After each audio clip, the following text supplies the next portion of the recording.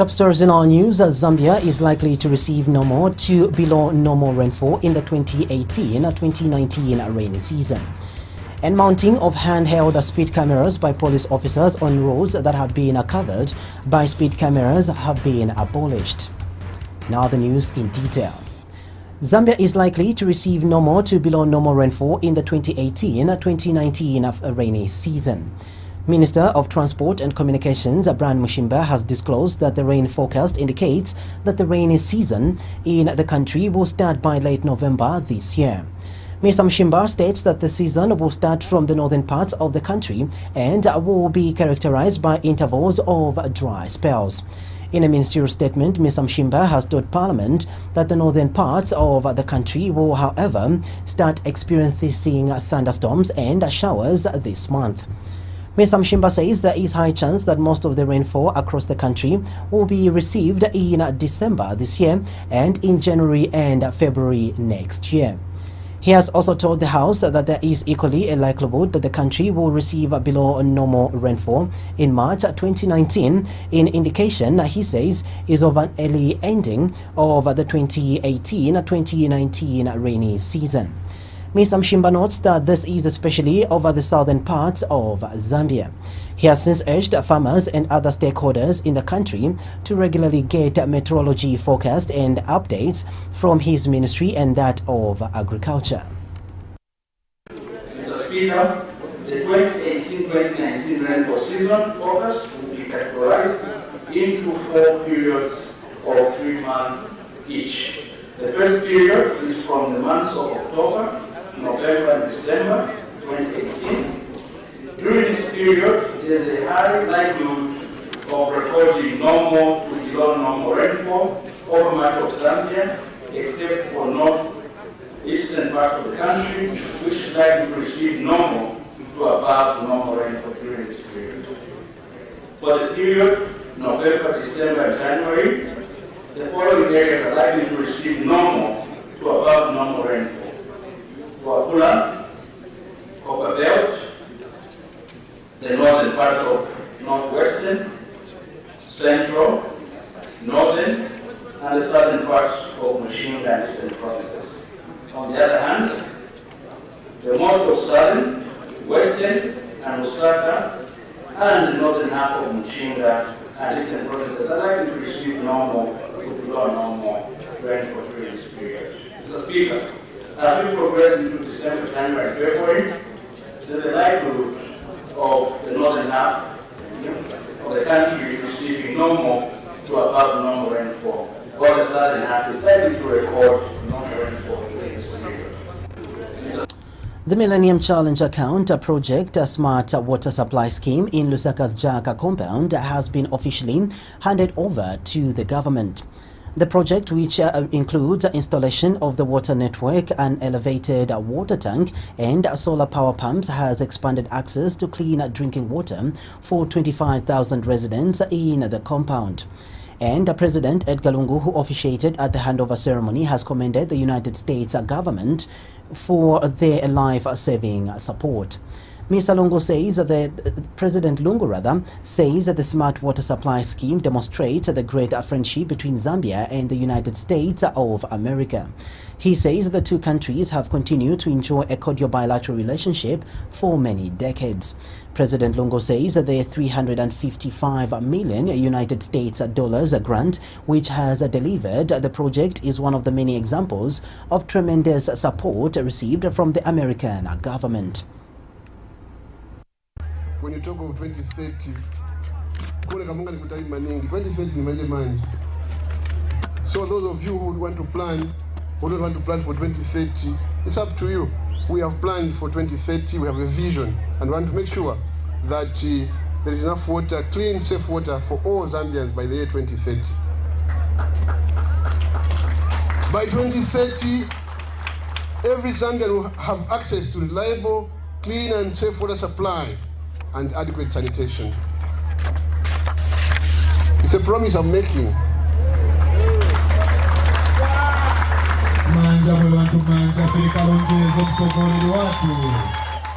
We are working towards that goal. There's a saying that 1,000 kilometer journey starts, but with one step. We have already made 3 steps. We'll get there in 2030, and you'll see for yourselves. I'm saying 2030, yes, I'll still be around. What makes you think I'll not be here? I may not be president, but I'll be in Zambia, and I'll be able to say, this is what we promised the people of Zambia. I'm an eternal optimist. Yeah, you know me better. Ladies and gentlemen, therefore today's ceremony is not only important for residents of Jack Compound, but for the entire country as we bring to fruition my government's vision of ensuring universal access to clean and safe water. Over 30,000 people will benefit from the Jack Compound water supply intervention, this particular one. Residents of Jack Township who wake up as early as 04 hours to line up for water will no longer have to suffer this agony. In most cases, they place drums in the queues, as you have already heard, and they wait to draw water at 6 hours, 5 hours. This will no longer be the case. Meanwhile, President Edgar Lungu has praised the American government for the infrastructure works on the Bombay and Maziopa drainages and the innovative intervention in solid waste management. He says that the drainage system will assist in reducing flooding, especially in the central business district of Lusaka. Completion of the infrastructure projects with associated benefits can be seen as a reality for many citizens. And for those who don't see, please show them. For those who don't hear, play something for them on radio. Show them that we are working. Boma E7s. Yes, what I'm saying is true. For example, residents of Mutendere, Kamanga, Chipata, Ngombe compounds, SOS East Village, and the Meanwood areas of Ndeke, Vona, Valley, and Kamwamwena are benefiting from works being funded under this Millennium Challenge account compact. And if it wasn't for the Zambian government meeting the threshold of the Millennium Challenge Corporation and the United States of America and the people of America, wouldn't have benefited from this.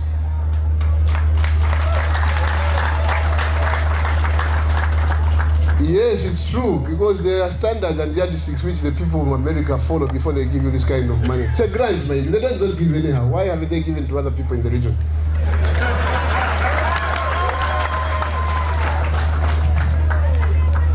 In addition, the rehabilitation and upgrading of the main water treatment plant in Kafue and the expansion of the backbone distribution network will result in increased reliability of water supply in many parts of Lusaka. And indeed, we believe that all of Lusaka will have access to clean water in due course.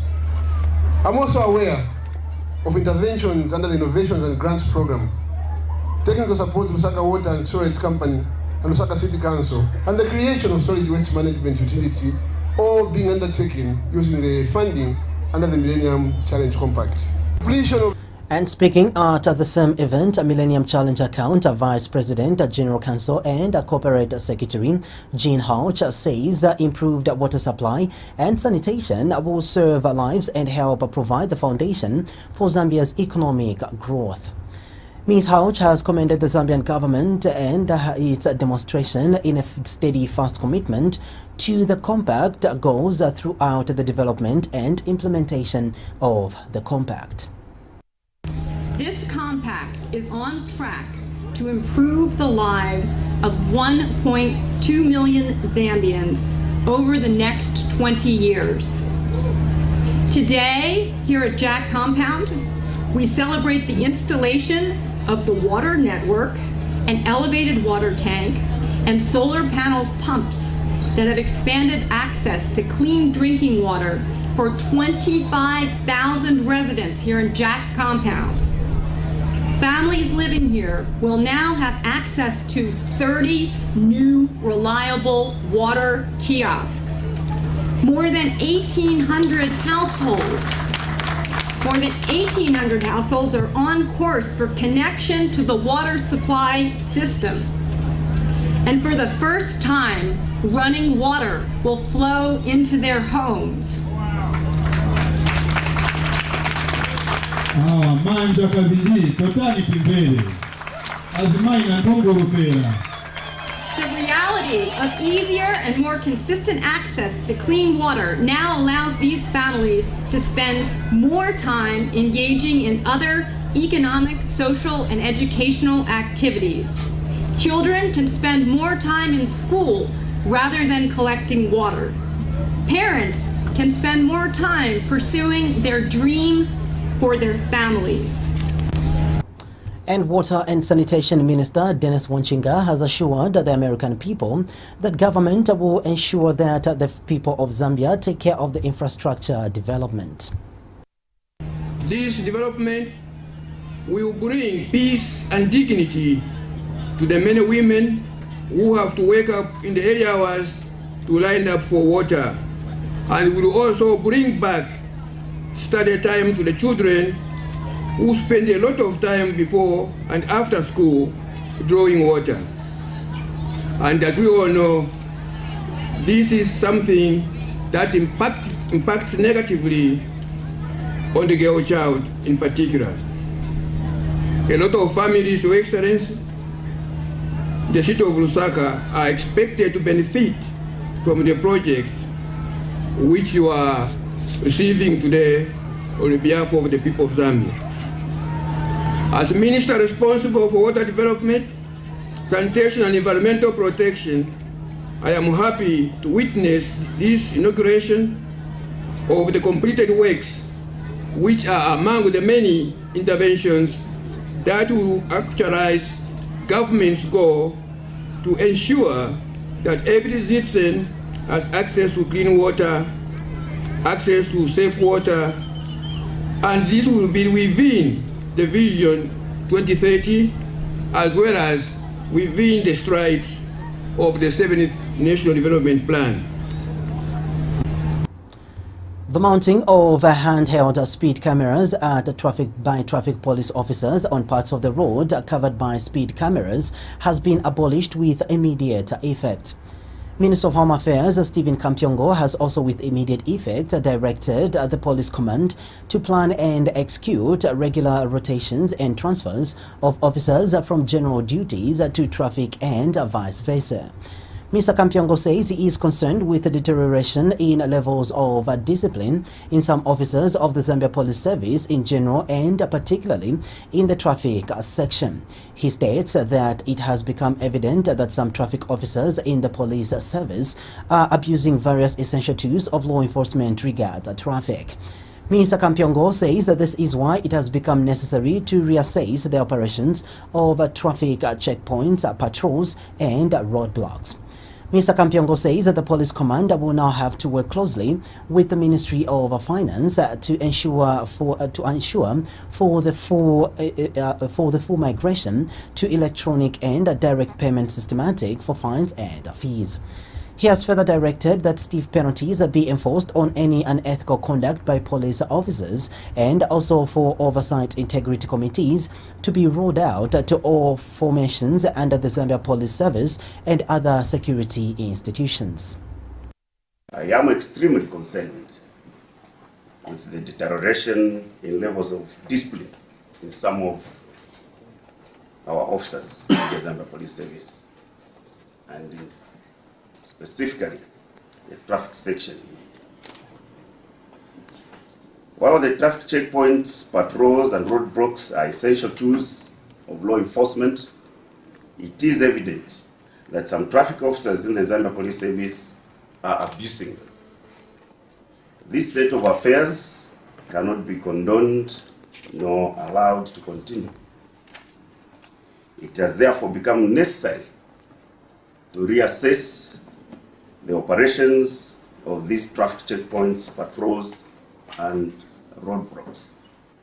To this effect, my ministry has put in place the following measures. 1.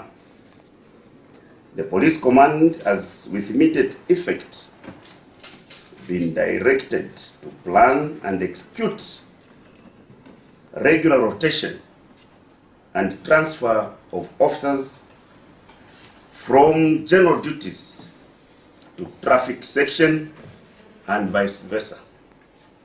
The divisions respectively Rotation of officers in the full spectrum of police service is essential to avoid officers overstaying in a particular section or division and consequently become over-familiar with some duties and indeed with members of the public, including members of the press. 2, with immediate effect, mounting of handheld speed trap cameras, on parts or portions of the roads that have been covered by static speed surveillance cameras has been abolished. Meanwhile, Mr. Kampyongo has announced that investigations into the recent riot that led to the death of a student at the University of Zambia have reached an advanced stage, and the public will soon be communicated to in the findings, while those found wanting will be dealt with according to the law. You need to prosecute these matters as well.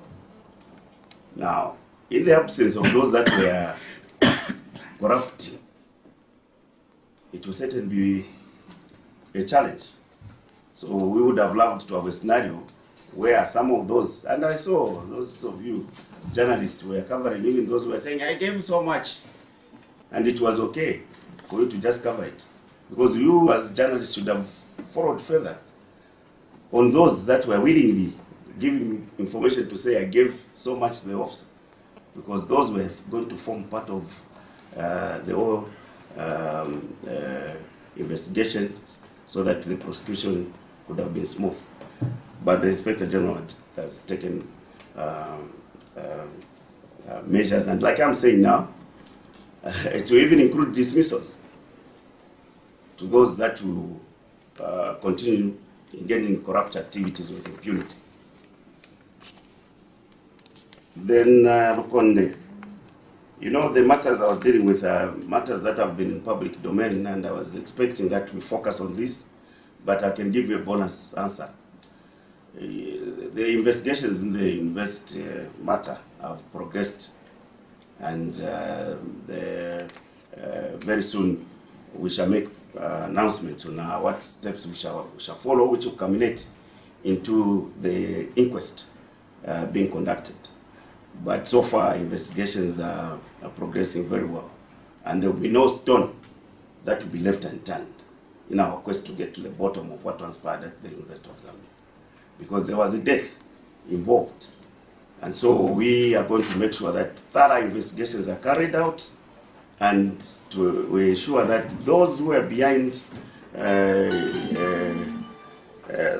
those disturbances are brought to book for the first time in the history, so that we can put order at the highest learning institution.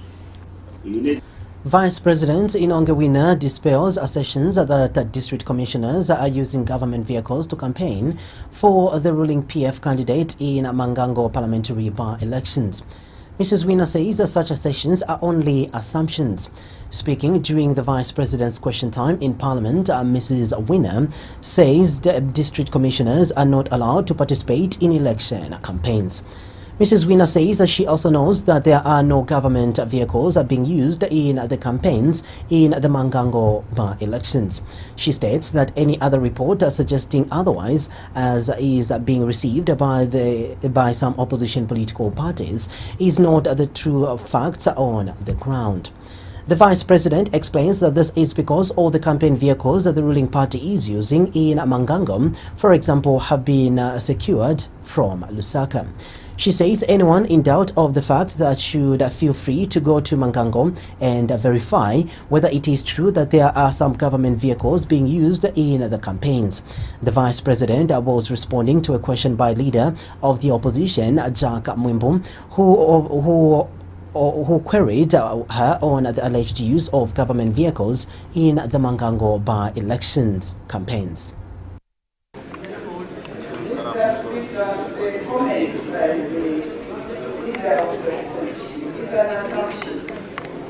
Because the district commissioners have not been allowed by the central rules to participate in the campaigns in Mangango.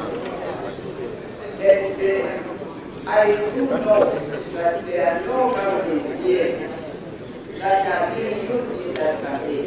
I think the honorable member must have been given untruthful reports, because all the campaign vehicles in Mangambo have been secured from Lusaka. The information that has been received by the opposition is not a true fact on the ground. And we can go there in Mangambo to verify whether the government vehicles are being used in the campaign. Republican President Edgar Lungu is this Sunday expected to be on the Copper Belt for a one-day working visit. Copper Belt Province Minister Jafen Mwakalombe has confirmed that President Lungu's program will start with a church service at Pentecost Assemblies of God in Chifubu, Ndola.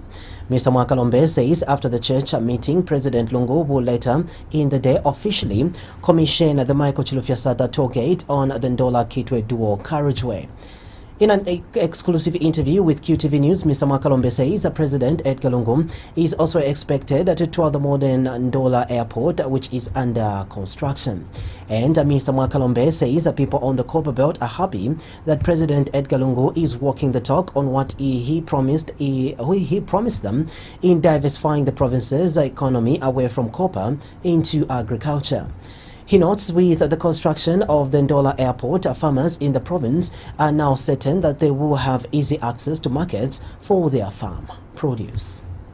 I'm happy to mention here that His Excellency the President of the Republic of Zambia, Mr. Edgar Lungu, will be dating Copper Belt, and basically His Excellency is in the province, number one, to congregate with the congregants of Copper Belt in the Pentecostal assemblies in Chifubu.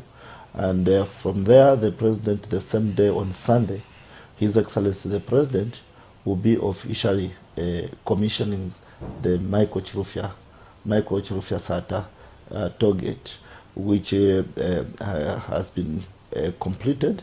And thereafter, the President, the next day on Sunday, he will tour the Ndola Airport. I'm sure we all know that the government of the Republic of Zambia has invested $308 million in the construction of this modern Minister of Gender Elizabeth Piri says government recognizes the education of a girl child as critical to fighting child marriages and teenage pregnancies. In a speech read on her behalf by the ministry's Director for Human Rights, Pumulo Mundale, at the launch of It Takes Zambia to End Child Marriages campaign by World Vision in Kafue District, Ms. Piri says ending child marriages is an agenda where girls are guaranteed of enjoying their rights free from social and cultural pressures of being forced into something they are not ready for. Here is a report from our staff. Child marriages are still an issue of great concern in Zambia. The country does not, however, take the fight against child marriages lightly. Since the launch of the national campaign to end child marriages in 2013 by government, Zambia has been making headways. And in complementing these efforts being made by government, World Vision has in Kafue launched its own program dubbed It Takes Zambia to End Child Marriage campaign. This is much to the delight of Minister of Gender Elizabeth Piri, who in a speech read on her behalf by the ministry's Director of Human Rights, Pumulo Mundale, at Mtendere Primary School, praised World Vision. Zambia has also developed a national advocacy and communication strategy which is to be launched by the end of this year. The broader strategic interventions of the strategy are coordination and management, capacity strengthening, advocacy, social mobilization, media engagement, and community engagement. To ensure evidence-based programming, the Ministry of Gender is working closely with partners and has conducted assessments in 2 districts, namely Katete and Sinanga, where efforts to end child marriage are being supported through the Office of the District Administration. Speaking at the same event, World Vision Zambia National Director John Hayes projected that this year alone, about 12 million children, most of them girls, will be married off before they turn 18 years. So World Vision globally, we have a campaign against child violence. And in Southern Africa, most countries in Southern Africa, we're focusing on ending child early marriage. And so we're happy that this aligns with the government's priorities in Zambia, with our president, President Lungu, being the champion for all of the African Union. And so we think we as World Vision want to recommit our support to you here, but also to the country. For Kafue District Commissioner Joseph Kamana, the aim of the district is to now ensure that it records no cases of child marriages and ensure the girl child is kept in school. The district is making inroads in the fight against child marriages through various stakeholders. Issues of child welfare are taken seriously, and this led to the formation of the District Child Protection Committee, which meets often to discuss and plan on how to protect our children. These stakeholders meet periodically, and fruits of these engagements are there to be seen. And 21-year-old Rita Papalu here, who was once a victim of child marriage, was bold in sharing her painful experience. And to all those parents who are busy allowing their children going into marriage. Marriage is not a thing of young children, no. It's something of matured people, matured women, not ladies, but women. People who understand the meaning of marriage. Not just because your child is pregnant. That's why I really want to go back to school, finish what I wanted to finish. World Vision's campaign will be implemented in over 40 districts where it is operating, and 6 of these are in the 20 priority districts for Government of Zambia's national campaign. Martha Katambi, reporting for QTV News in Kafue. Thank you so much, Martha, for that report. The National Pension Scheme Authority NAPSA has contributed a total of 150,000 kwacha towards the successful hosting of the Northern Province Investment and Tourism Expo to be held this month. Speaking during the handover ceremony of the check in Lusaka, NAPSA Director General Yola Dakachinda says that NAPSA is committed to supporting such initiatives and is because it wants to continue exploring investment opportunities across the country as a way of helping in national development. Mr. Kachinda says that NAPSA is of the firm belief that once employment is created through various investments, it will in turn help NAPSA grow its membership in the scheme. He has since stated that NAPSA's commitment is to support various initiatives which will result in infrastructure development and creation, further expressing hope that the 150,000 kwacha contribution will help in the successful hosting of the Northern Province Expo. There is employment that is created, again, for our Zambian people out there who also need to have access to employment. But I think for us the most important thing is that all these opportunities where employment is created, we see growth in membership in the scheme. And when we see growth in membership in the scheme, we see growth in the fund, and we continue to invest in the economy. And we think that then we are creating a sustainable pension scheme that will meet its pension obligations in the future, even when ourselves are not there, but the generations that come so many years down the line will be able to draw their pensions from the scheme. So we are very delighted once again this morning, Honorable Minister, that we'll be handing over to you this morning a check worth 150,000 kwacha, which will go to the organization that you are carrying out during this period that you are hosting so many people that are coming to the province. So once again, we want to thank you, Honorable Minister, for coming and for giving us this opportunity to partner with you, and we think that we can continue this partnership going forward. There is Meanwhile, Northern Province Minister Brian Mundubile has thanked NAPSA for its contribution towards the hosting of the Investment and Tourism Expo to be held alongside the World War I centenary celebrations. Mr. Mundubile said that Northern Province is positioning itself to transform the country's economy through attracting investment, promoting tourism, and also reduce poverty levels of the people in the province through the creation of employment. We are looking first of all for solutions within ourselves. We are looking at local partners, indigenous local investors first. If you look at areas like Asaba Bay, you're almost wanting to keep it as it is, but you realize that it's a resource that must contribute to this economy.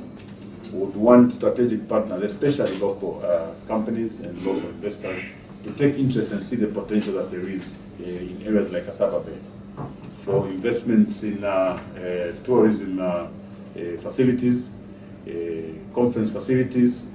We're also going further. There are new products in the tourism spheres, like health tourism, which we want to attract in areas around Asaba Bay. And we feel that the investment portfolio of NAPSA is very attractive. We've seen that they've gone flat out to invest in strategic investments. And we feel that beyond the support that they're giving us in the expo, we want to invite your interest in areas around Asaba Bay to see the potential that lies therein. So in brief, DG, we are very, very excited, and we're positioning ourselves as a province to transform the economy going forward. It is our firm belief that after hosting this Tourism and Investment Expo and the centenary commemoration, the fortunes of the province will change. Especially with the addition of the centenary commemoration. It's a totally new product to tourism. Not only that, it's unique in that the whole world now will recognize Zambia, Northern Province, and Mbala in particular, to be a place where World War ended. And that alone, will improve the tourist visits to the country, the province, and indeed Mbala itself. Bank of Zambia Director of Board Services Namwandi Ndilovu says that true economic freedom can best be attained by investing in vulnerable people in society. Ms. Ndilovu says that this is because vulnerable people are the backbone of Zambia's economy. Speaking at the annual Bankers Build event in Lusaka's Chainda compound, where some financial institutions have partnered with Habitat for Humanity in building a house for Grace Mwila and her family, Ms. Ndilovu implores other financial institutions to emulate the gesture in uplifting the welfare of vulnerable people in the country. She observes that one of the contributing factors for housing deficit in Zambia is the limited public and private sector involvement. Meanwhile, Ms. Ndilovu has disclosed that the current National Housing Plan is undergoing review.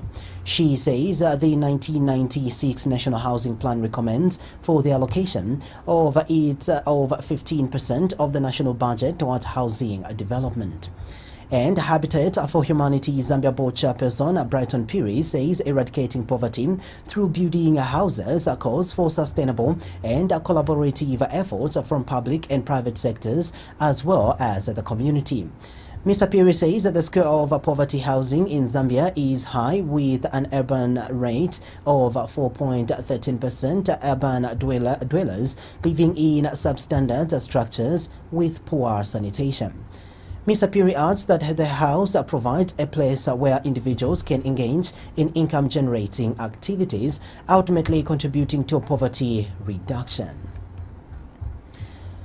An NGO called Saving-Led Microfinance Network of Zambia, SAVNet, has been launched to help government to drive government's financial inclusion agenda for Zambia. Finance Minister Margaret Mwanakatwe has noted that the SAVNet will bring together all savings groups, facilitating agencies, and all other players interested in promoting savings groups. Speaking during the launch of SAVNet, Ms. Mwanakatwe is confident that the SAVNet will support the growth of the sector by contributing to the improvement of the statistics. In a speech read on her behalf by Ministry of Finance Assistant Director of Finance Derek Simokoko, Ms. Mwanakatwe says she is aware that SafeNet is creating a management information system database to capture all saving groups in Zambia through its network members. She says as at the end of 2017, there are over 249,380 estimated members across the country, with 13,859 plus saving groups dotted or across the 10 provinces. The finance minister says this is a big number that, if well coordinated, can have a significant impact in closing the gap for financial inclusion. She has, however, applauded SafeNet for creating a database, saying it will contribute to development of well-informed policies and decision-making in the financial inclusion sector. Today's technology makes it possible to collect that we need to keep the promise to have no one left behind. Let's all commit to providing leadership, resources, and use of available tools. Beyond information and supporting local savings and one's goals, I aim SafeNet to seek opportunities for linking these groups to reform financial sector in Zambia and promote well-connected saving group network in Zambia. With a high level of cell phone penetration in Zambia and formation of well-functioning savings groups, government is hopeful that the marginalized majority of Zambians, especially the rural and large farmers, will have access to efficient and affordable financial services and products. Zambia is poised to contribute to sustainable development goals. Goal number 8, to promote sustained, inclusive, sustainable economic growth, full and productive employment, and decent for all, is still hope to improve access to financial services to ensure sustained and inclusive economic growth.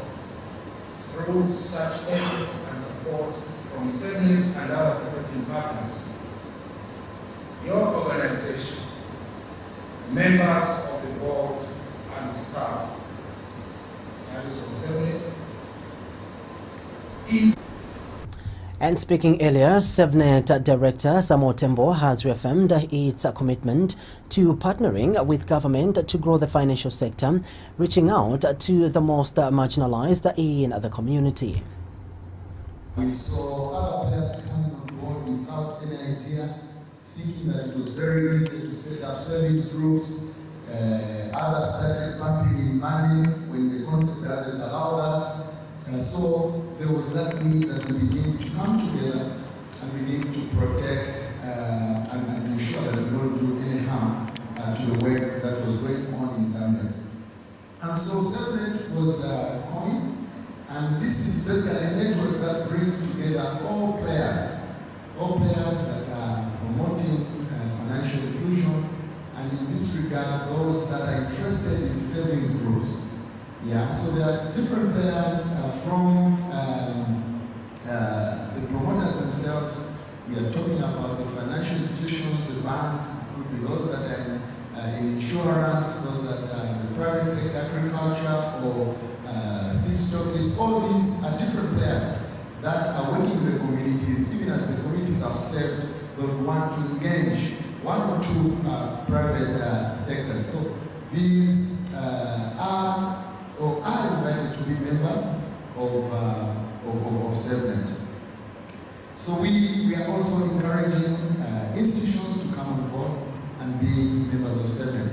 Our vision broadly is that we want to empower the Zambian community so that they begin to own, to manage and build assets, so that they can begin to take steps out of poverty. Our mission is that we create a hub for learning and knowledge share. We saw The Zambia Council for Social Development, ZCSD, has advised government to quickly come up with measures that will help respond to effects of a possible recurrence of El Nino. Executive Director Pascal Walia has told QTV News in an interview that a warning of a possible El Nino whose effects may impact on Zambia's agricultural sector should not be ignored. Mr. Walia says it is important that government gives direction to the country so that the general public too should know what role they can play to respond to the situation. Mr. Walia says a failure by government to institute measures to respond to the effects of El Nino may multiply on the hunger in the country. He says the government should therefore ensure that it capitalizes on areas that are likely to record good rains to produce more food. We are likely to see this season. Our appeal is to ensure that government really is able to foresee such, and everybody knows that such is coming. Would we ensure that we are fully prepared for such kind of that kind of weather, the kind of effect that it will have on our people, particularly the most vulnerable ones, because it's the ones that will be hit most. So we would like to ask government to really look at this and prepare adequately for such kind of a situation that we foresee happening. We know that there are areas that might receive normal rainfall, while others will receive below normal rainfall, and others will receive very, very scanty rains in the coming season, according to the forecasted predictions from the meteorological department. Yeah, so we wish to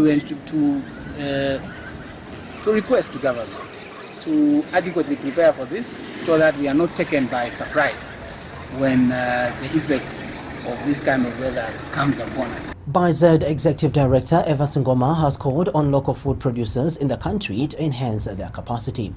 In an interview with QTV News, Mr. Ngoma observes that a lot of chain stores are importing most of the products which can be produced locally owing to the inconsistent supply by local producers.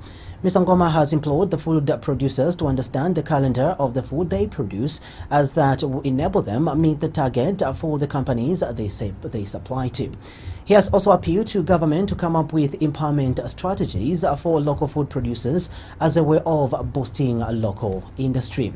Mr. Ngoma notes that foreign suppliers that supply to Zambian chain stores are highly subsidized in the countries, thereby managing to supply to Zambia.